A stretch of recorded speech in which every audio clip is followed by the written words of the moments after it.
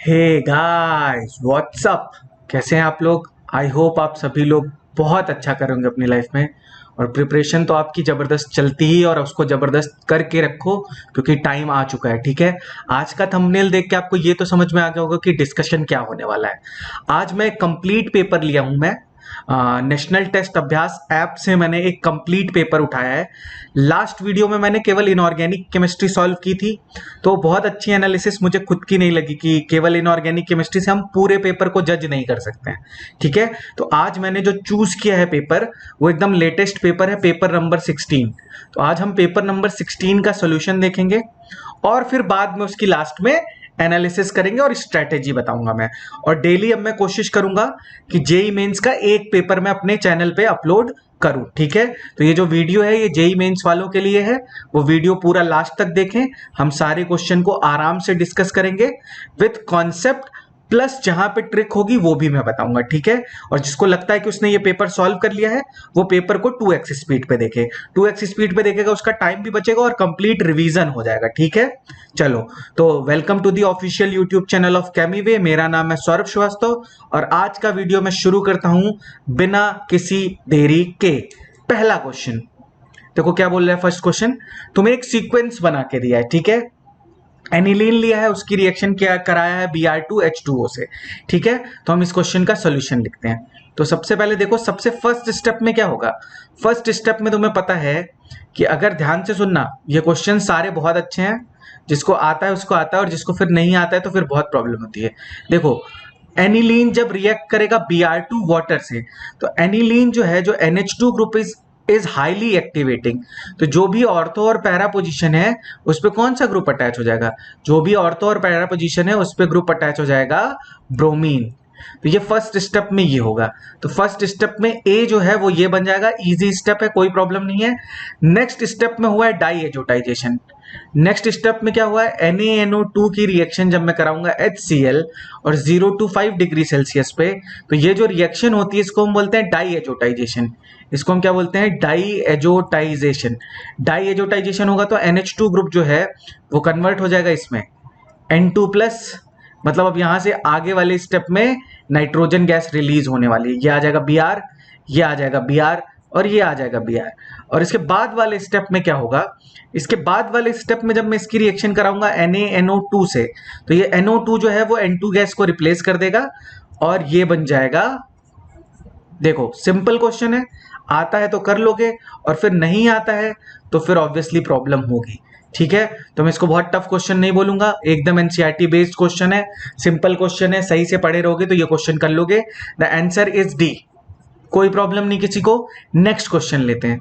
Next question मुझे अच्छा लगा एक्चुअली में। ठीक है, देखो क्या दिया है तुम्हें, first, second, third and fourth दिया है। तुमसे बेसिक कैरेक्टर का ऑर्डर पूछा है।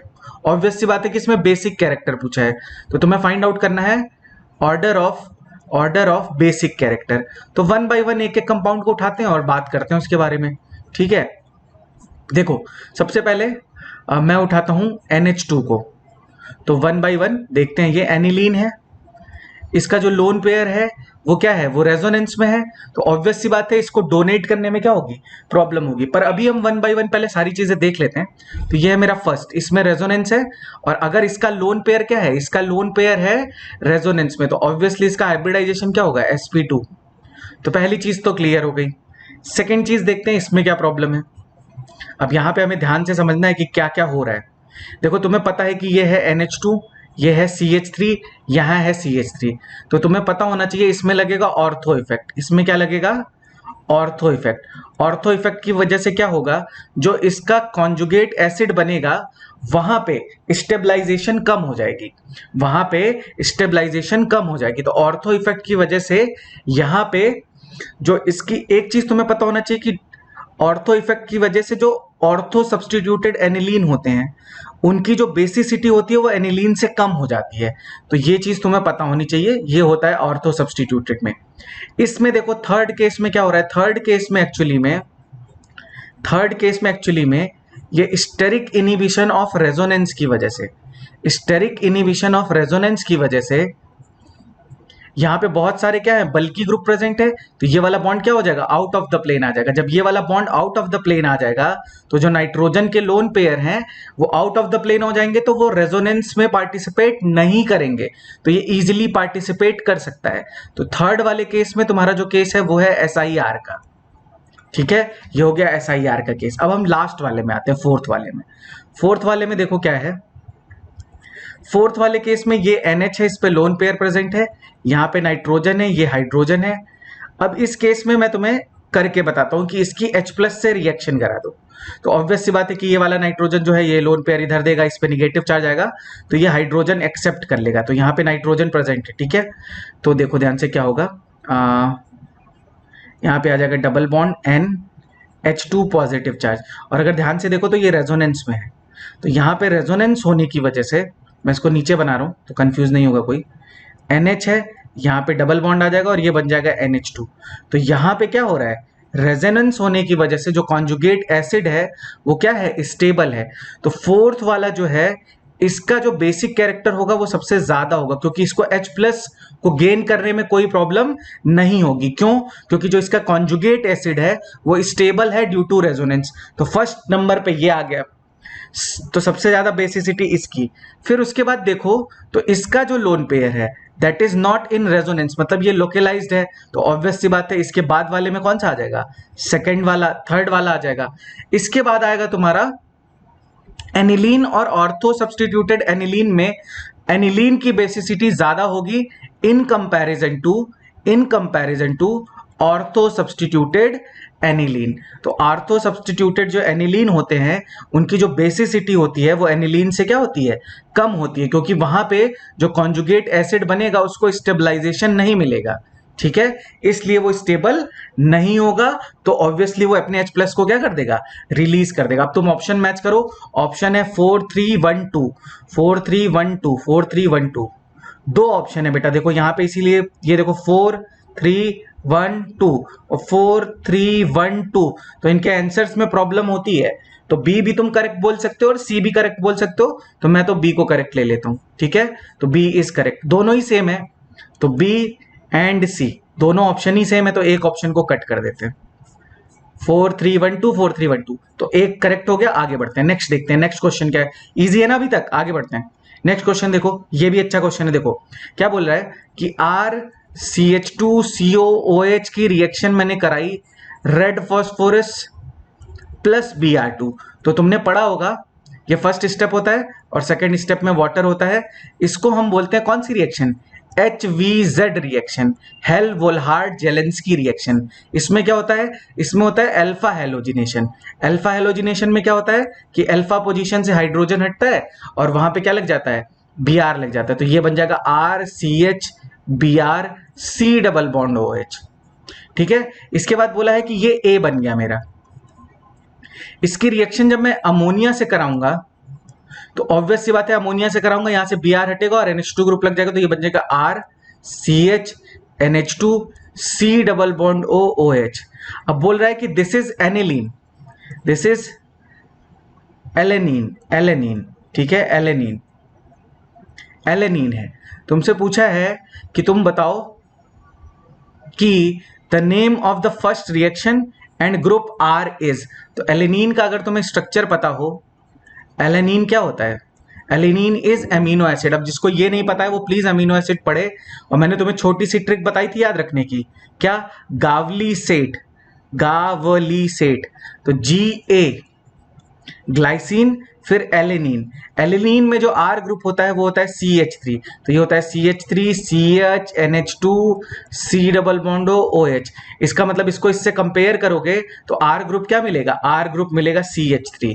तो मेरे हिसाब से फर्स्ट जो रिएक्शन है इसमें वो तो हो गई HVZ रिएक्शन, और जो R ग्रुप है वो हो गया CH3। अब तुम मैच करा लो, श्मिडिट रिएक्शन तो नहीं है तो ये गलत हो गया, क्लेजन श्मिडिट रिएक्शन भी नहीं है, ये भी गलत हो गया, हेल वोल्हार्ड जेलेंस्की रिएक्शन है बट यहाँ पे C6H5 लिखा है तो ये भी गलत हो गया। तो एक ही ऑप्शन सही है, वो है Hell Volhard Zelinsky reaction and CH3।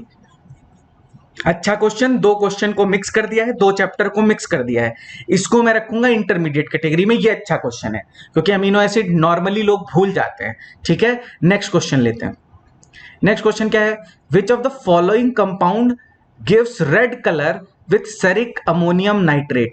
तो मैंने तुमको इसकी मैंने क्लास में ट्रिक भी बताई थी कि कैन पता है सबको जिसमें अल्कोहल मिलता है, तो उसको हमने पढ़ा था कैन अल्कोहल, और कैन का मतलब यहां क्या है, सेरिक अमोनियम नाइट्रेट। ठीक है, तो सेरिक अमोनियम, कैन में क्या मिलता है, कैन में मिलता है अल्कोहल, और कैन यहां पे क्या है, सेरिक अमोनियम नाइट्रेट। तो ये याद रखने की ट्रिक है। और क्या होता है कि जो सेरिक अमोनियम नाइट्रेट होता है, इसका फॉर्मूला होता है, देखो सीई नाइट्रेट है ना, NO36, ऑब्वियसली इस पे -2 चार्ज आएगा तो ये हो जाएगा NH4 ट्वाइस। इसको हम बोलते हैं सेरिक अमोनियम नाइट्रेट। ये जब अल्कोहल से रिएक्शन करता है तो ये रेड कलर का कॉम्प्लेक्स फॉर्म करता है। तो ये क्या करता है, रेड कलर का कॉम्प्लेक्स फॉर्म करता है ऐसा, CNO34 ROH thrice plus 2NH4NO3, ceric ammonium nitrate. ये रेड कलर का कॉम्प्लेक्स होता है। तो this reaction is given by alcohols, और इसमें कोई अल्कोहल तुम्हें दिख रहा है, अल्कोहल है डी ऑप्शन। तो कैन याद रखना, कैन अल्कोहल, मतलब सेरिक अमोनियम नाइट्रेट किससे रिएक्शन देता है, सेरिक अमोनियम नाइट्रेट रिएक्शन देता है अल्कोहल से। ठीक है, सेरिक अमोनियम नाइट्रेट देता है। फिनॉल रिएक्शन देता है न्यूट्रल फेरिक क्लोराइड से। ठीक है, दोनों में डिफरेंस है, फिनॉल नहीं होगा इसका आंसर, इसका आंसर होगा अल्कोहल। तो ये अल्कोहल है, ये रिएक्ट करेगा किससे, ये फिनॉल हो जाता, ये तो वैसे भी सब्सटीट्यूटेड कार्बोक्सिलिक एसिड है, तो फिनॉल तो बात ही नहीं है। तो ये अल्कोहल जो है वही रिएक्ट करेगा सेरिक अमोनियम नाइट्रेट से। सिंपल क्वेश्चन, ये सिंपल ही क्वेश्चन है, बस तुम्हें पता होना चाहिए। नेक्स्ट क्वेश्चन लेते हैं। नेक्स्ट क्वेश्चन क्या है, हाँ ये अच्छा क्वेश्चन है, पूरा समझाऊंगा, ध्यान से देखना। Calculate the time required for the complete decomposition of 1 mole of water using 2 ampere current. अब तुमसे सबसे पहले तो तुम्हें वाटर के डीकंपोजिशन की रिएक्शन लिखनी पड़ेगी। तो अब ध्यान से देखो, मैं तो रिएक्शन याद नहीं करता हूं। H2O है, तो एनोड पे होगा ऑक्सीडेशन और कैथोड पे होगा रिडक्शन। तो सबसे पहले ये -2 में प्रेजेंट है, तो मैं इसका ऑक्सीडेशन कर देता हूं। -2 में है तो ये ऑक्सीजन जाएगा, 0 में तो ऑक्सीडेशन हो गया, प्लस यहाँ पे कितने ऑक्सीजन है, यहाँ पे 1 ऑक्सीजन है, यहाँ पे 2 ऑक्सीजन है। तो इसको बैलेंस करने के लिए यहाँ पे 2 ऑक्सीजन करूंगा, और यहाँ पे 4 हाइड्रोजन हो गए, तो ये हो जाएगा 4H+, और इलेक्ट्रॉन बैलेंस करने के लिए देखो 4 इलेक्ट्रॉन। अब मेरी बात ध्यान से सुनना, ये तो कैथोड की रिएक्शन हो गई, ये एनोड की रिएक्शन हो गई ऑक्सीडेशन। अब हम करते हैं कैथोड की रिएक्शन। तो वाटर में ये +1 में प्रेजेंट है, इसको मैं 0 में कन्वर्ट कर दूंगा तो रिडक्शन हो जाएगा। तो H2 प्लस यहाँ पे 1 ऑक्सीजन है, इसको बैलेंस कर ले रहा हूं पहले एसिडिक मीडियम में, तो ये H2O हो जाएगा, H2O हो जाएगा। तो H2O दोनों साइड प्रेजेंट नहीं हो सकता, मेरी बात ध्यान से सुनना। तो इसको बैलेंस करूंगा तो ये आ जाएगा 2H+। ध्यान से देखो, यहाँ पे कितने हैं, यहाँ पे एक्स्ट्रा हाइड्रोजन है, प्लस अब इधर जितने हाइड्रोजन है इसको बैलेंस करने के लिए मान लो 2 इलेक्ट्रॉन कर लिया, प्लस अब इसके बाद 2OH- और इधर भी 2OH-। अब ध्यान से देखना क्या होगा, ये मिलके बनाएगा 3 वाटर और 1 वाटर यहां से कट हो जाएगा, तो ये बनेगा 2H2O प्लस 2 इलेक्ट्रॉन गिव्स, मैं पूरी रिएक्शन करके बता रहा हूं तुम्हें, H2 प्लस 2OH-। अब दोनों रिएक्शन को कंप्लीट कर लो, ये बीच वाली रिएक्शन में हटा देता हूं, ये तो मैंने तुम्हें करके बता दी। अब इसको बैलेंस कर लो। अब इसको बैलेंस करेंगे तो यहाँ पे ऑब्वियसली 2 से मल्टीप्लाई कर दूंगा और फिर कट कर दूंगा। देखो ये 4 इलेक्ट्रॉन से 4 इलेक्ट्रॉन कट हो गया, ये बन जाएगा total 6H2O। 6H2O gives O2 plus obvious सी बात है ये बन जाएगा 2H2 प्लस ये बन जाएगा 4 वाटर। अब इसको 4 वाटर को उधर भेजोगे तो एक्चुअल रिएक्शन आएगी 2H2O gives O2 plus 2H2। ये है मेरी फाइनल रिएक्शन। अब तुम ध्यान से देखो कि 2 मोल ऑफ वाटर के लिए कितने इलेक्ट्रॉन यूज हुए हैं, 4 इलेक्ट्रॉन। तो अगर 2 मोल के लिए 4 इलेक्ट्रॉन यूज हुए हैं तो 1 मोल के लिए कितने इलेक्ट्रॉन यूज होंगे, 1 मोल के लिए 2 इलेक्ट्रॉन यूज होंगे। तो इसका मतलब कि वाटर का यहाँ पे एन फैक्टर कितना है, वाटर का एन फैक्टर है 2। यही तो हम बोलते हैं number of moles of electron transferred पर मोल ऑफ मॉलिक्यूल। तो वो कितना हो गया, एन फैक्टर आ गया वाटर का 2। अब हम क्वेश्चन को सॉल्व करेंगे। अब हमने ये फॉर्मूला पढ़ा है कि W is equal to ZIT, और इसको सही से करेंगे तो ये आ जाता था mole is equal to IT divided by 96500 into N factor. ठीक है, सिंपल। अब मोल मेरा वाटर का कितना है, मोल है मेरा वाटर का 1, आई की वैल्यू दी है मुझे कितनी 2 एम्पियर, टाइम आएगा मेरा सेकेंड में, 96500। वाटर का एन फैक्टर कितना है 2, 2 से 2 कट हो गया, टाइम आ जाएगा सेकंड में कितना, टाइम आ जाएगा, ये हटा रहा हूँ, ठीक है, तुम चेक कर लेना, ये सारी चीजें सबको समझ में आ गई होंगी, ये भी हटा रहा हूँ, ठीक है। तो टाइम का आंसर कितना आ गया, टाइम इज इक्वल टू आ गया 96500 सेकेंड। बिल्कुल सिंपल क्वेश्चन, कुछ चीजें कुछ इंफॉर्मेशन पता होंगी तो ये क्वेश्चन हो जाएगा, तो आंसर इज बी। बहुत ही सिंपल क्वेश्चन है। आगे बढ़ते हैं। नेक्स्ट क्वेश्चन क्या बोला है कि ammonium dichromate is used in some fireworks, the green colour powder blown in the air is. तो एक चीज तुम्हें पता होना चाहिए कि जो Cr+3 होता है वो ग्रीन कलर का कंपाउंड होता है, या मतलब ग्रीन कलर का आयन होता है। तो बस NH4 ट्वाइस Cr2O7 को हीट करने पे मुझे क्या मिलता था, N2 gas plus Cr2O3 plus plus plus 2 water. Trick बताई थी पहले, जितने वाटर है वो निकाल के अलग कर दो, N2 मिल जाएगा और Cr2O3 मिल जाएगा। Cr2O3 प्लेसेंट है +3 ऑक्सीडेशन स्टेट में, तो यही किस कलर का कंपाउंड है, ये ग्रीन कलर का कंपाउंड है। तो ये हो गया ग्रीन कलर का कंपाउंड। कोई दिख रहा है, Cr2O3, D option. Simple question है, बहुत ही सिंपल क्वेश्चन है। आगे बढ़ते हैं, ये अच्छा क्वेश्चन है। One of the product formed in the reaction, actually में ये है इंट्रामोलिकुलर एल्डोल का क्वेश्चन, ये है इंट्रामोलिकुलर एल्डोल का क्वेश्चन। अब मैं ये सॉल्व करके दिखा देता हूं। देखो NaOH है, हीट है, तो ऑब्वियस सी बात है NaOH है, हीट है, और यहाँ पे एल्डिहाइड है जिसमें अल्फा H प्रेजेंट है। तो मैं ये सॉल्व करके दिखाता हूं। अच्छा लगा ये क्वेश्चन मुझे यहाँ पे, क्योंकि दो पोजीशन है जहां से हम इनोलेट आयन बना सकते हैं। तो ये थोड़ा सा पेशेंस रखना, मैं जल्दी जल्दी करने की कोशिश कर रहा हूं, ठीक है। अब ध्यान से देखना, मेरे पास दो पोजीशन है, मैं दोनों तुम्हें बताता हूं। देखो याद रखना कि 5 मेंबर की रिंग और 6 मेंबर की रिंग क्या होती है, स्टेबल होती है। और यहाँ पे देखो सारी रिंग जो है, पहले ऑप्शन देख लेना, 5 मेंबर की रिंग है, 5 मेंबर की रिंग है, 5 मेंबर की रिंग है, और ये डी वाला ऑप्शन भी 5 मेंबर की रिंग है। तो हमारा जो अटेम्प्ट होना चाहिए ऑप्शन देखने के बाद, वो 5 मेंबर की रिंग बनाने का अटेम्प्ट होना चाहिए। अब देखो एक अल्फा पोजीशन ये है, मैं रेड से दिखा रहा हूं, ये अल्फा पोजीशन है, यहाँ पे हाइड्रोजन प्रेजेंट होगा और एक हाइड्रोजन यहाँ पे भी प्रेजेंट होगा। तो यहाँ पे हाइड्रोजन प्रेजेंट होगा ना, तो अल्फा पोजीशन है, देख लो 1 2 3, 2 हाइड्रोजन है, यहाँ पे भी 2 हाइड्रोजन है, ठीक है। ये अल्फा पोजीशन है, इसके रिस्पेक्ट में ये अल्फा है और इसके रिस्पेक्ट में ये अल्फा है। और यहाँ पे ध्यान से देखोगे तो अगर मैं 5 मेंबर की रिंग बन जाएगी, 1 2 3 4 5 मेंबर की रिंग बन सकती है। अब हमें पहला डिसीजन लेना होगा कि हम कहाँ से हाइड्रोजन को रिमूव करें। तो देखो यहां से हाइड्रोजन को रिमूव करो या यहां से। अगर मैं यहां से हाइड्रोजन को रिमूव करता हूं तो यहाँ पे निगेटिव चार्ज आएगा, और यहाँ पे एक प्लस आई ग्रुप है, वो उसको क्या करेगा, अनस्टेबल बनाएगा। और यहाँ पे ये जो प्लस आई ग्रुप है वो थोड़ा सा इससे डिस्टेंस में दूर है, और जो प्लस आई इफेक्ट होता है वो डिस्टेंस डिपेंडेंट होता है। तो मैं बनाऊंगा इस साइड से। तो फर्स्ट जो हम पहला अटेम्प्ट लेंगे वो हम बनाएंगे, देखो ये चीज अगर किसी ने गलत किया तो उसका आंसर फिर गलत आ जाएगा। तो 1 2 और 3, ये देखो। तो मैं जो बनाऊंगा इनोलेट में, मैं वो यहां से बनाऊंगा, ठीक है। और इस पोजीशन को मैं एज इट इज छोड़ दूंगा। अब मेरी बात ध्यान से सुनना, अब इसके बाद मैं नंबरिंग करूंगा। मैं जैसे क्वेश्चन कर रहा हूं बहुत ध्यान से देखो, 1 2 3 4 5। ये जो लोन पेयर है ये कहां अटैक करेगा, 5th पोजीशन पे अटैक करेगा।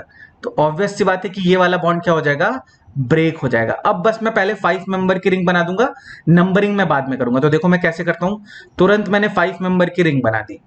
अब किसी भी ऑर्डर में नंबर करना शुरू कर दो, 1 2 3 4 और 5। अब जो भी चीजें जहां प्रेजेंट थी वो बना दो। 5th पे एक प्रेजेंट था मिथाइल ग्रुप और एक आएगा OH ग्रुप, ये हो गया। फर्स्ट पोजीशन पे ये आएगा, देखो फर्स्ट पोजीशन पे एक तो आएगा ये डबल बॉन्डो और एक आ जाएगा ये इथाइल ग्रुप, और एक थर्ड पोजीशन पे ये आ जाएगा। अब जब मैं इसको हीट कर दूंगा, इसलिए ये क्वेश्चन अच्छा लगा क्योंकि इसमें बहुत सारी इंफॉर्मेशन देख के तुम्हें समझनी है। यहां से OH हटेगा और यहां से H हटेगा और बीच में डबल बॉन्ड बन जाएगा। तो मैं क्या कर रहा हूं, यहाँ पे जो हाइड्रोजन है और यहाँ पे जो OH है, ये दोनों क्या हो जाएंगे, हट जाएंगे, और यहाँ पे डबल बॉन्ड बन जाएगा। तो अल्फा बीटा अनसैचुरेटेड कंपाउंड बनेगा। क्या बनेगा, अल्फा बीटा अनसैचुरेटेड कंपाउंड। तो ये एक अच्छा क्वेश्चन दिखा मुझे, जिसमें थोड़ा सा दिमाग लगाना था, ये हो गया। यहाँ पे एक मिथाइल ग्रुप है और एक थर्ड पोजीशन पे, मतलब जो दोनों जो ग्रुप हैं वो कहाँ है, देखो अपोजिट डायरेक्शन में। ये देखो एक यहाँ पे है और एक यहाँ पे, ये मैच कर गया, डबल बॉन्ड मैच कर गया, डबल बॉन्ड ओ मैच कर गया और ये मैच कर गया। तो मतलब इसका आंसर क्या होगा, इसका आंसर होगा सी। ठीक है, और मैंने तुम्हें पूरा सॉल्व करके बता दिया है, कुछ भी याद नहीं करना है, इजी क्वेश्चन है, बस समझ में आना चाहिए। ठीक है, तो इसका ऑप्शन है सी। आगे बढ़ते हैं। नेक्स्ट क्वेश्चन क्या है, बहुत इजी क्वेश्चन है। Molar entropy and temperature are intensive property. कोई भी टाइम वेस्ट नहीं करेंगे, आगे बढ़ते हैं। हाँ, इसमें क्या पूछा है, ये भी सिंपल ही क्वेश्चन था। इसमें पूछा है in the molecule x is the number of 1 degree carbon atom, y is the number of 2 degree, z is the number of 3 degree and m is the number of 4 degree carbon atom. What is the value of x plus y plus z? तो यहीं पे लिखते हैं this is 1 degree, this is यहाँ पे 3 carbon atom आके ये तो 3 डिग्री हो गया, ये 1 2 3 ये भी 3 डिग्री हो गया, ये 2 डिग्री हो गया, ये 2 डिग्री हो गया, 1 2 3 4 यहाँ पे 4 कार्बन एटम आ रहे हैं, ये 4 डिग्री हो गया, ये 2 डिग्री हो गया, ये 3 डिग्री हो गया, ये 2 डिग्री और देखते हैं, ये भी 2 डिग्री और ये 1 डिग्री, ये भी 1 डिग्री, ये भी 1 डिग्री, ये भी 1 डिग्री, ये भी 1 डिग्री और ये भी 1 डिग्री। अब ऐड कर लो, x का नंबर कितना है, x का नंबर देख लेते हैं, ये इजी क्वेश्चन है। 1 2 3 के बाद 4 5 6 7, तो x की वैल्यू हो गई 7। अगर कोई इनको ऐड नहीं करेगा तो फिर गड़बड़ हो जाएगी। y की वैल्यू 2 डिग्री देखो, 1 2 3 4 5, y की वैल्यू हो गई 5। 3 डिग्री है z हो गई कितनी, z देखो ये है, एक 3 डिग्री ये है, एक 3 डिग्री ये है और एक 3 डिग्री ये है, तो z की वैल्यू हो गई तुम्हारी 7 5 और ये 3 और 4 डिग्री केवल एक है, तो m की वैल्यू है 1। सबको ऐड कर लो, 7 plus 5 plus 3 plus 1 divided by 2। कभी कभी ऐसे क्वेश्चन भी गलत हो जाते हैं, ठीक है, तो कंफ्यूज मत होना। कुछ लोग इसको भूल जाएंगे, इन वालों को भूल जाएंगे, मैं पक्का बता रहा हूँ, इनको हम कंसीडर करना भूल जाएंगे। तुम क्वेश्चन करते समय चेक कर लेना कि इनको हम भूल जाते हैं काउंट करना। हम जल्दी जल्दी ये चेन में काउंट कर लेते हैं और बाकियों को भूल के आगे बढ़ जाते हैं। वो करोगे तो तुम्हारा आंसर पक्का गलत हो जाएगा। देखने में ये क्वेश्चन ईजी है, सॉल्व करोगे अपने से तब समझ में आएगा। ठीक है, अब इसको ऐड कर लो, तो ये 7 plus 5 12 plus 4 16, 16 divided by 2 is equal to 8 है इसका आंसर। ठीक है, इजी क्वेश्चन है, आगे बढ़ते हैं। ओके, क्या बोला है, calculate dissociation constant for an acid HA having H plus equal to 0.1 molar and degree of dissociation is 1%। अब ध्यान से देखो, HA gives H plus A minus। ठीक है, अब तुम्हें पता है कि Ka का फॉर्मूला क्या होता है, इसका फॉर्मूला होता है C alpha square 1 minus alpha, but when alpha is very very less than 1, then 1 minus alpha is equal to 1 minus alpha is equal to 1, तो K is equal to क्या हो जाएगा, C alpha स्क्वायर। ये formula सबको clear है। अब मेरी बात ध्यान से सुनना, H प्लस की कंसेंट्रेशन मुझे कितनी दे दी है, H प्लस की कंसेंट्रेशन मुझे दे दी है, नहीं सॉरी, H प्लस दे दिया है 10 टू दी पावर -1, और H प्लस किसके इक्वल होता है, C अल्फा के इक्वल होता है, तो C अल्फा की वैल्यू कितनी दे दी है, C अल्फा की वैल्यू कितनी दे दी है, 10 टू दी पावर -1, और बचा क्या, केवल अल्फा, और अल्फा की वैल्यू कितनी है 1%। 1% का मतलब क्या होगा, 1 डिवाइडेड बाई 100, मतलब 10 टू दी पावर -2, तो ये हो जाएगा 10 to the power -1 into 10 to the power -2 is equal to 10 to the power -3। अच्छा, जिसको ये नहीं समझ में आया मैं ये कैसे किया, तो वो एक बार देख ले मैंने कैसे किया है। देखो, HA breaks into H plus plus A minus, starting में इसके C मोल, इसके 0 इसके 0, इसको हम लिखते हैं C1 minus alpha, C alpha और C अल्फा, और C अल्फा की वैल्यू मुझे कितनी दे रखी है 0.1, तो वहां से मैंने डायरेक्टली C अल्फा की वैल्यू कितनी ले ली 10 टू दी पावर -1, और अल्फा की वैल्यू देखो यहाँ पे दिया है, degree of dissociation of HA is 1%, तो अल्फा की वैल्यू 1% थी, तो ये आ गई 10 टू दी पावर -2, तो 10 to the power -1 multiplied by 10 to the power -2 is equal to 10 to the power -3, so answer is 10 to the power -3। Easy question है, कोई भी घबराने की जरूरत नहीं है, इजी क्वेश्चन है। नेक्स्ट क्वेश्चन, हाँ, types of isomerism shown by, अब देखो इसमें कौन कौन सा आइसोमेरिज्म पॉसिबल है, CO EN twice, Cl2 Br। तो एक तो देखो कि अगर ये Br अंदर चला जाए और Cl बाहर आ जाए तो एक आइसोमर तो ये बन जाएगा, इसको हम बोलते हैं क्या, इसको हम बोलते हैं आयनाइजेशन आइसोमेरिज्म। तो पहला तो यहाँ पे एक चीज तो पॉसिबल हो गई कि यहाँ पे आयनाइजेशन आइसोमेरिज्म पॉसिबल है। नेक्स्ट देखते हैं क्या इसमें ज्योमेट्रिकल आइसोमेरिज्म पॉसिबल है, तो वो हम बना के देख लेते हैं। तो En को हम ऐसे डिनोट करते हैं, देखो En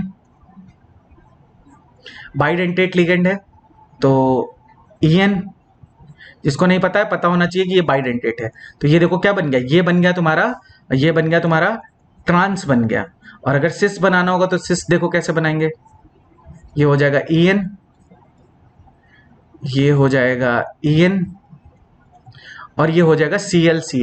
तो ये हो गया सिस। तो इसका मतलब एक चीज और क्लियर है कि यहाँ पे ज्योमेट्रिकल आइसोमेरिज्म भी पॉसिबल है। और अगर ध्यान से देखो तो तुम इसका मिरर इमेज बनाओगे तो एक आइसोमर और बन जाएगा, तो ये हो जाएगा En, तो इसकी non super imposable mirror image है। तो ये हो गया En और ये हो गया Cl।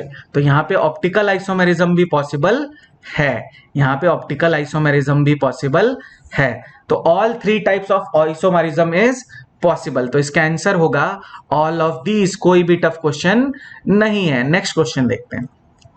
नेक्स्ट क्वेश्चन अच्छा है, देखो Li3n on reacting with water gives A gas और Li2CO3 gives B gas, hybridisation of central metal atom of A and B respectively. तो ये ध्यान से देखो, Li पे प्लस चार्ज है, N पे -3 चार्ज है, तो ऑब्वियस सी बात है जब वाटर अटैक करेगा तो ये बन जाएगा LiOH प्लस अमोनिया, और अमोनिया क्या है, गैस है, तो ये हो गई मेरी A गैस। प्लस इसी तरह Li2CO3 को जब मैं हीट करूंगा तो ऑब्वियस सी बात है ये बन जाएगा Li2O प्लस CO2 गैस, तो ये भी गैस है, तो ये हो गई मेरी B गैस। अब इसका मैं हाइब्रिडाइजेशन निकाल लेता हूं, तो अमोनिया का हाइब्रिडाइजेशन क्या होगा, तो ये अच्छे क्वेश्चन है एक्चुअली में, दो चीजों को मिक्स कर दिया है, दिस इज sp3, और CO2 का हाइब्रिडाइजेशन, CO2 का हाइब्रिडाइजेशन sp। इजी क्वेश्चन था पर तुम्हें रिएक्शन पता होनी चाहिए, इसीलिए जो भी इनऑर्गेनिक पढ़ाई है उसको ध्यान से पढ़ोगे तो तुम्हारा काम हो जाएगा। तो answer is a, sp3 and sp, sp3 and sp। ध्यान से देख लो, आगे बढ़ते हैं, नेक्स्ट क्वेश्चन लेते हैं। ये भी अच्छा क्वेश्चन था। अब इसमें मैंने फॉर्मूला नहीं लगाया, मैं तुम्हें यहीं से फॉर्मूला डिराइव करके दिखा देता हूं। Ionisation energy of hydrogen like species, मतलब हाइड्रोजन लाइक स्पीशीज है, क्या है वो नहीं पता, is 54.4 eV, calculate the radius of second Bohr orbital. तो पहले तो तुम्हें यह पता होना चाहिए कि आयनाइजेशन एनर्जी की होती क्या है। जब मैं n इज इक्वल टू 1 से इलेक्ट्रॉन को n is equal to infinity पे भेज दूं तो उसी को हम क्या बोलते हैं, आयनाइजेशन एनर्जी। मतलब ये जो गैप है पूरा, इसको हम क्या बोलेंगे, आयनाइजेशन एनर्जी। अब मेरी बात ध्यान से सुनो, अगर मैं E1 लिखूं तो E1 का फॉर्मूला क्या लिखूंगा, -13.6 इंटू, ऊपर क्या आता था, ऊपर आता था z स्क्वायर, तो z मुझे पता नहीं है तो यहां पे z स्क्वायर लिख लूंगा, डिवाइडेड बाई n स्क्वायर का मतलब 1। ठीक है, इसी तरह अगर मैं E इंफिनिटी लिखूं तो वो क्या होगा, E इंफिनिटी होगा -13.6 into Z square divided by, तो ऑब्वियसली E इंफिनिटी पे जो एनर्जी की वैल्यू होती है वो होती है 0, तो ये हो जाएगी 0। तो आयनाइजेशन एनर्जी क्या होगा, ionisation energy is equal to E infinity minus E1। अब E इंफिनिटी है 0 और ये माइनस माइनस प्लस हो गया, ये हो जाएगा 13.6 इंटू जेड स्क्वायर। तो आयनाइजेशन एनर्जी का फॉर्मूला क्या हो गया, आयनाइजेशन एनर्जी का फॉर्मूला हो गया 13.6 इंटू जेड स्क्वायर। तो कोई भी फॉर्मूला याद मत करो, समझ लो तरीका, खुद निकाल लोगे वहां पे, ठीक है, और याद हो जाता है तो बहुत अच्छी बात है, पर टाइम नहीं लगेगा। अब आयनाइजेशन एनर्जी कितनी है, 54.4 is equal to 13.6 into Z square. यहां से मैं क्या निकाल लूंगा, जेड की वैल्यू निकालूंगा, तो Z square is equal to 4, तो जेड इज इक्वल टू क्या हो जाएगा, जेड इज इक्वल टू हो जाएगा 2। तो ये आ गया मेरा। अब मुझे निकालना है calculate the radius of second Bohr orbit of the species. अब देखो यहां पे भी एक तुमको छोटी सी गलती बताऊं, ये देखो दोनों ऑप्शन सेम है, तो ऑब्वियसली अब अगर यही आएगा आंसर तो फिर हमें देखना पड़ेगा कौन सा ऑप्शन करेक्ट होगा, पर अभी हम निकाल लेते हैं। तो रेडियस का फॉर्मूला क्या होता है, रेडियस का फॉर्मूला होता है 0.529 multiplied by N square upon Z.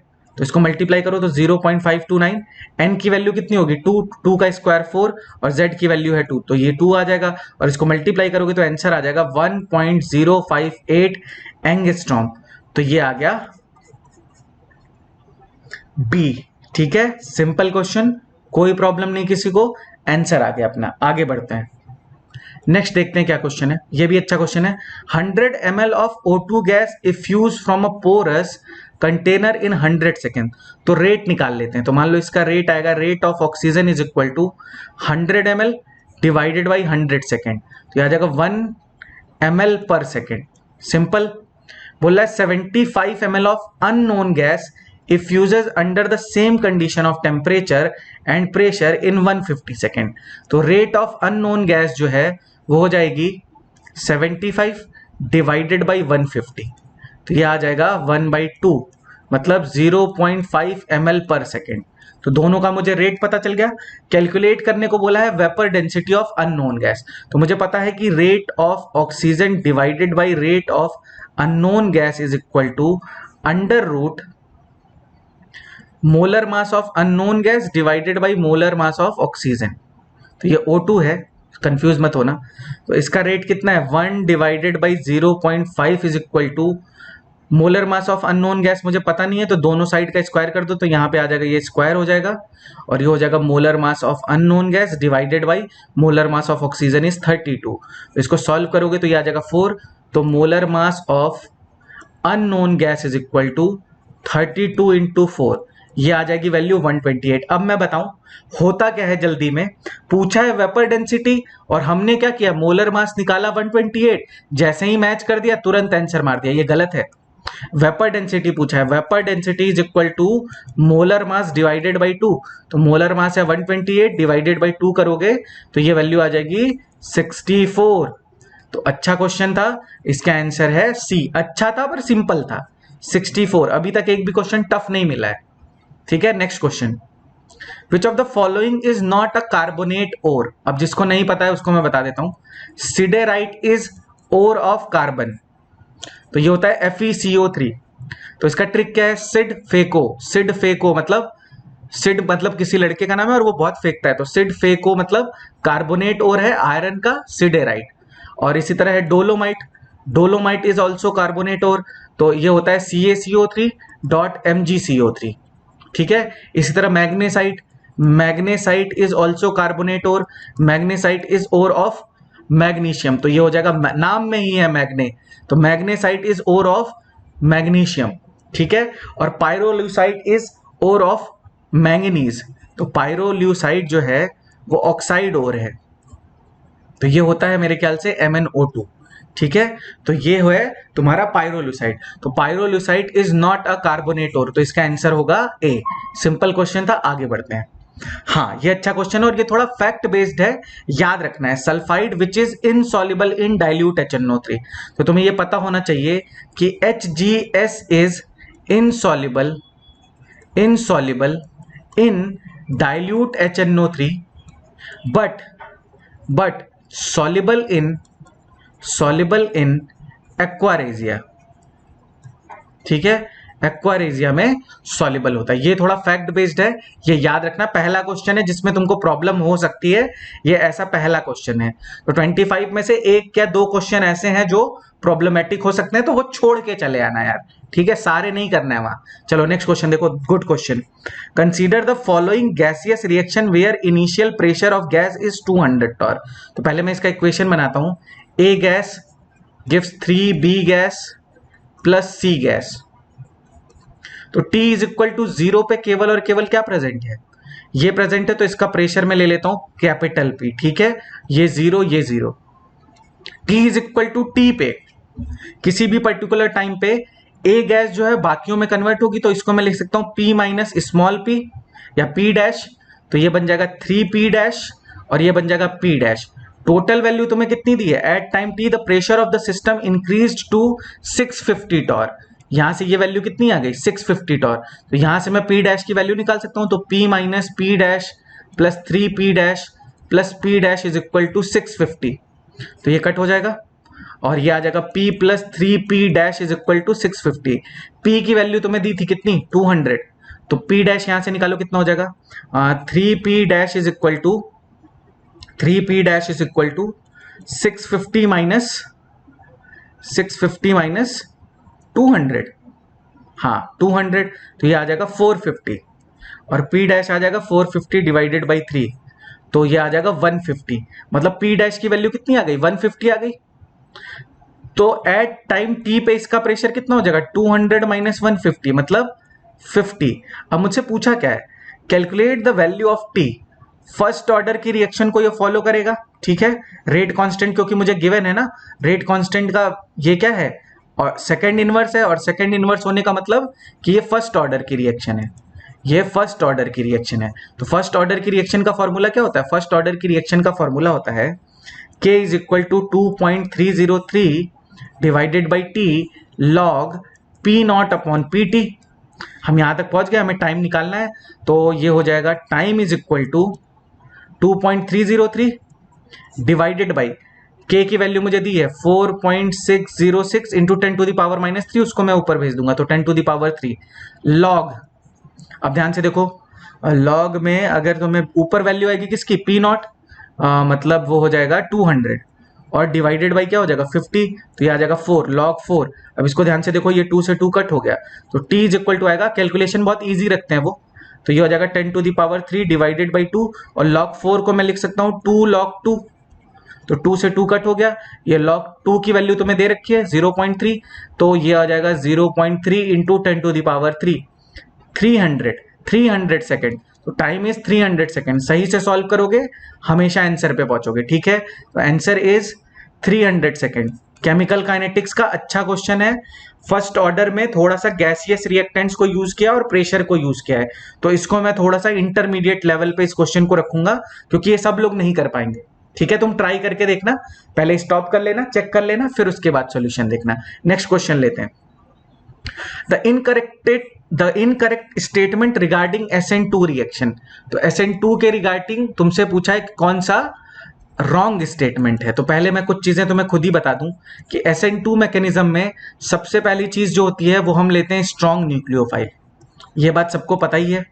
यहां पे होता है inversion of configuration, inversion of configuration होता है। तो ये दो चीजें तो इंपॉर्टेंट है ही है, जो तुम्हें पता होना चाहिए। और क्या होता है, फेवरेबल होता है for 1 degree, then 2 degree, then T degree. क्यों, क्योंकि जितना कम स्टेरिक हिंड्रेंस होगा उतना इजीली अटैक होगा। तो इससे मैच कराते हुए हम आंसर को सॉल्व करने की कोशिश करते हैं। तो the reaction is favoured bye strong nucleophile, बिल्कुल सही है, ये तो करेक्ट है। हमसे इनकरेक्ट पूछा है तो ये ऑप्शन अपना गलत हो गया। An enantiomer of the reactant is formed, ठीक है। इनेंशियोमर का मतलब R भी बना और S भी बना, गलत है, तो ये इनकरेक्ट है। A single stereomer is formed during the reaction, ये सही है, तो ऑब्वियसली ये हमारे लिए ऑप्शन गलत होगा। The group which stabilise transition state increases the rate of reaction, बिल्कुल सही है, तो ये भी करेक्ट है, तो ये भी ऑप्शन गलत हो गया। तो only B option is incorrect, B option is incorrect. Enantiomers form नहीं होते हैं, ओनली सिंगल आइसोमर फॉर्म होता है। मतलब अगर R होगा तो उससे S बनेगा, और अगर S होगा तो उससे R बनेगा, तभी तो इसको इन्वर्जन बोलेंगे, ठीक है। इसी को तो हम बोलते हैं इन्वर्जन ऑफ कॉन्फ़िगरेशन, ठीक है। सिंपल क्वेश्चन, आगे बढ़ते हैं। हाँ, अच्छा question. Arginine is non essential amino acid which is present in human body. How many nitrogen atoms are present in sp2 hybridised state in arginine. अब ये सब लोग नहीं कर पाएंगे क्योंकि आर्जिनिन का स्ट्रक्चर ही नहीं पता होगा सबको।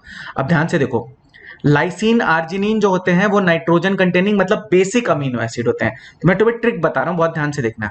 NH2 C double bond NH NH2। अब इसमें से क्या करो कि जो H है ना वो यहां से रिमूव कर दो, इसको वैसे हम बोलते हैं ग्वानिडीन। इसको यहां से H रिमूव करो और अब यहां पे अटैच करो CH2 उसके बाद तुम्हें पता है कि यहाँ पे CH आएगा, NH2 आएगा और COOH आएगा, इसको हम बोलते हैं आर्जिनिन। अब इसमें हमें पूछा है कि कितने इसमें से ऐसे हैं जो क्या है sp2 हाइब्रिडाइज। अब बहुत ध्यान से देखो, यहाँ पे लोन पेयर है। अब ये देखो, इसका जो लोन पेयर है, बेटा ध्यान से देखना, इसमें बहुत छोटा छोटा ट्रिक है। इसका जो लोन पेयर है वो यहाँ रेजोनेंस में है, इसका जो लोन पेयर है यहाँ रेजोनेंस में है, तो ऑब्वियस सी बात है कि जो लोन पेयर, एक चीज याद रखना कि जो लोन पेयर रेजोनेंस में होता है उसको कभी हम हाइब्रिडाइजेशन में काउंट नहीं करते हैं, तो उसको हम कभी हाइब्रिडाइजेशन में काउंट नहीं करते हैं। तो स्टेरिक नंबर लिखते समय हम number of sigma bond plus lone pair तो लिखते हैं, पर कौन सा लोन पेयर, जो लोकेलाइज्ड हो। लोकेलाइज्ड का मतलब जो रेजोनेंस में ना हो। तो इसका तो लोन पेयर कहाँ है, इसका लोन पेयर रेजोनेंस में है, तो इसको हम काउंट नहीं कर सकते। तो इसका जब स्टेरिक नंबर निकालोगे तो 3 आएगा, तो इसका मतलब ये sp2 है। यहां जाओ, इसका लोन पेयर रेजोनेंस में नहीं है, ठीक है। तो ये देखो सिंगल बॉन्ड, एक यहां पे बॉन्ड और एक लोन पेयर, तो ये भी sp2 में प्रेजेंट है। और इस तरह यहां पे जो लोन पेयर है वो भी रेजोनेंस में है, तो यहाँ पे एक सिंगल बॉन्ड, डबल बॉन्ड और एक ये वाला बॉन्ड, तो ये भी sp2 हाइब्रिडाइज्ड है। तो ये अच्छा क्वेश्चन था, जिसको नहीं पता है वो नहीं कर पाएगा। तो इसका आंसर हो जाएगा बेटा 3, इसका आंसर हो जाएगा 3। आगे बढ़ते हैं, ठीक है। Next question, what is the ratio of number of nodal planes present in pi star 2px and sigma star. तो ये सिंपल है कि इसमें दो नोडल प्लेन प्रेजेंट होंगे और इसमें एक नोडल प्लेन प्रेजेंट होगा। दोनों को डिवाइड करोगे तो ये हो जाएगा 2 divided by 1 is equal to 2। तो इसका आंसर सिंपल है, इसका आंसर है 2, कोई दिक्कत ही नहीं है। जिसको नहीं पता है, nodal plane is the plane where electron is absent, ठीक है, जहां पे इलेक्ट्रॉन क्या होता है, अब्सेंट होता है, ठीक है। सिंपल क्वेश्चन, आगे बढ़ रहा हूं। ये भी सिंपल ही है। Depression in freezing point of 0.01 molal aqueous solution of HA is this much. The pK value of HA is given है, molality is equal to molarity, सब कुछ यहाँ पे गिवन है। तो डिप्रेशन इन फ्रीजिंग पॉइंट का formula क्या होता है, delta TF is equal to I into KF into molality. Simple. अब इसको मैं सॉल्व करके दिखाता हूं। अगर मैं डेल्टा TF की वैल्यू लिखूं तो यह है 0.01924 इज इक्वल टू I मुझे पता नहीं है, KF की वैल्यू है 1.85 और मोलैलिटी है मेरी 10 टू द पावर -2, तो ये हो जाएगा 10 टू द पावर -2। अब इसको अगर मैं सही से अरेंज करूं तो हो जाएगा 1.924 into 10 to the power -2 is equal to I into 1.85 into 10 to the power -2। 10 to the power -2 से 10 to the power -2 cut, 1 is equal to 1.924 divided by 1.85। इसको मैं सॉल्व करूंगा तो आ जाएगा 1.04। I की वैल्यू आ गई 1.04 और ऑब्वियसली HA का क्या होगा, डिसोसिएशन। तो डिसोसिएशन के लिए I का फॉर्मूला क्या होता था, 1 + n-1 अल्फा, ठीक है। और HA को जब डिसोसिएट करोगे तो क्या होगा, HA dissociate into H + A-। तो यहाँ पे n की वैल्यू कितनी है, 2, तो ये देखो क्या हो जाएगा, I इज इक्वल टू हो जाएगा 1 + 2-1 इंटू अल्फा। तो ये आ जाएगा I की वैल्यू है 1.04 इज इक्वल टू 1 + अल्फा। तो यहां से मैं अल्फा की वैल्यू निकालूंगा, अल्फा इज इक्वल टू 1.04 - 1 मतलब 0.04, मतलब अल्फा इज 4%, अल्फा इज 4%। मुझे अल्फा मिल गया। अब मुझसे पीके की वैल्यू पूछा है तो पहले मुझे के निकालना पड़ेगा। अब मैं पहले के निकाल लूंगा। अब मैं यहां से के निकाल लेता हूं पहले। चलो मैं यहां साइड में कर देता हूं, तुम चेक कर लेना।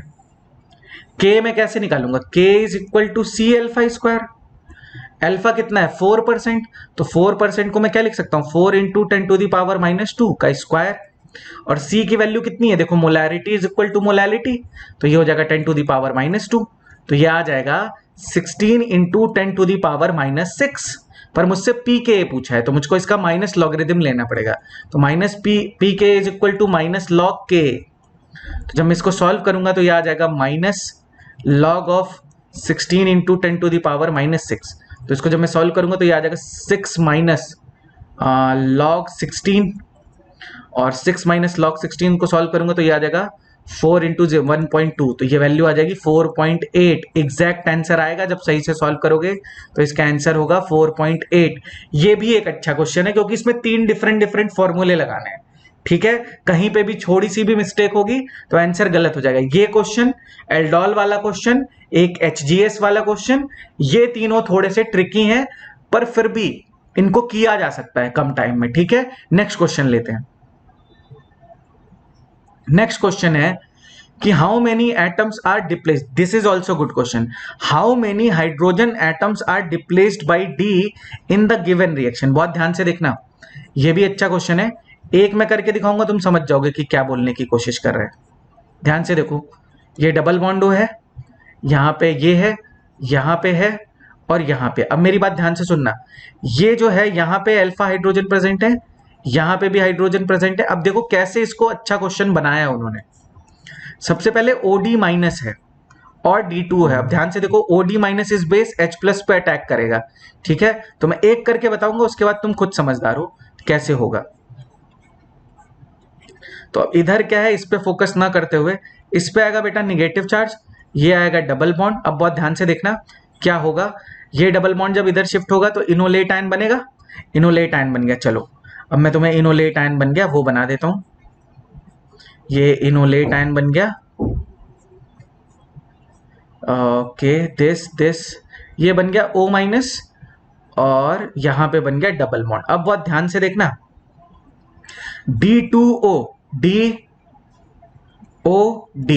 अब जब ये वाला बॉन्ड इधर शिफ्ट होगा तो ये इस पे क्या कर देगा, अटैक कर देगा। तो यहाँ पे पहला D आ जाएगा और वहां पे 2 हाइड्रोजन है तो 2 तो यहां से बन जाएंगे। तो एक तो पॉसिबिलिटी ये हो गई कि यहां से 2 D लग सकते हैं, तो 2 तो मैं वहां से लगा दूंगा कि एक बार D लगा और फिर एक बार सेम चीज दोबारा होगी तो यहाँ पे भी D लग जाएगा। तो 2 D तो बेटा देखो इस मैकेनिज्म से लग गया। अब एक मैकेनिज्म इसमें और है, वो भी ध्यान से बता देता हूं क्योंकि वो मिस हो जाएगी तुमसे, वो जल्दी जल्दी में बड़े बड़े लोगों से मिस हो जाती है कि डबल बॉन्ड भी है ना, वहां पे भी रेजोनेंस है। अगर मैं यहां से भी हाइड्रोजन निकालूं, ध्यान से देखना, अगर मैं यहां से हाइड्रोजन निकालूं तो ध्यान से देखें सब लोग कि मान लो OD माइनस है, OD माइनस H प्लस पे अटैक करेगा और यहाँ पे निगेटिव चार्ज आएगा, ठीक है। तो निगेटिव चार्ज जो आएगा, अब बहुत ध्यान से देखेंगे, ये निगेटिव चार्ज जो है तो मैंने तुम्हें बता दिया यहाँ पे निगेटिव चार्ज आएगा। ये निगेटिव चार्ज ये देखो रेजोनेंस में, ये वाला बॉन्ड इधर शिफ्ट होगा तो ये भी बॉन्ड यहां पे चला जाएगा। तो यहां पे भी सेम चीज पॉसिबल है। तो यहां पे भी 2 हाइड्रोजन है तो 2 हाइड्रोजन यहां से भी रिप्लेस हो सकते हैं।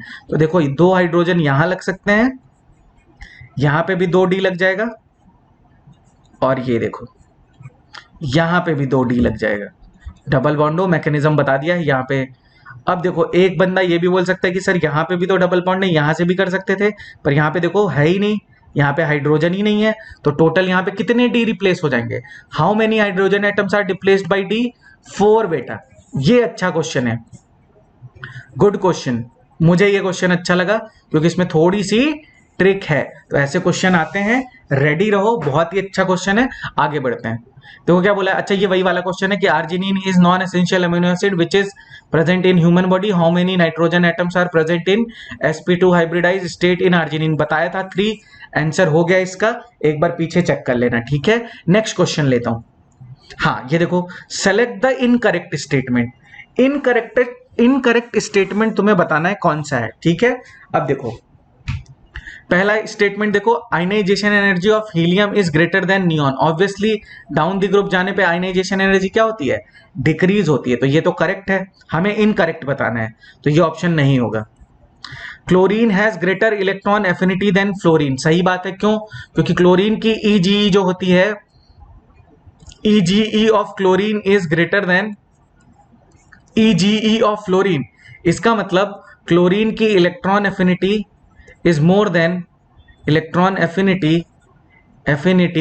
of chlorine is more than electron affinity of fluorine.